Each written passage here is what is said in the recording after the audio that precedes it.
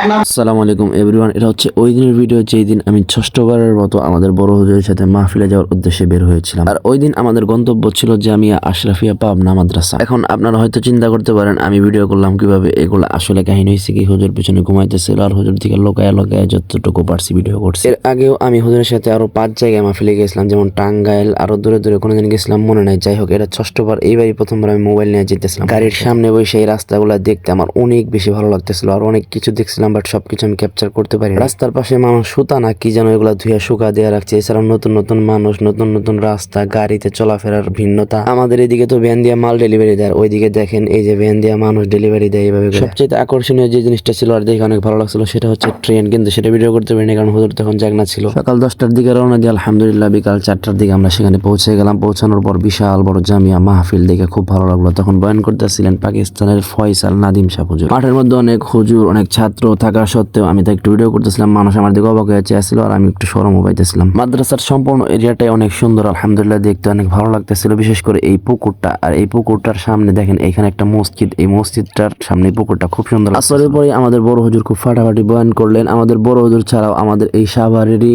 আল্লামা Khaled Saiful IB সাহেব হুজুরেরও সেখানে দাওয়াত ছিল, বাট তিনি কোনো কারণে হয়তো যাইতে পারেন না, পোলাবান ছিল। তারপরে হুজুর খুব ফাটাফাটি বয়ান করছেন।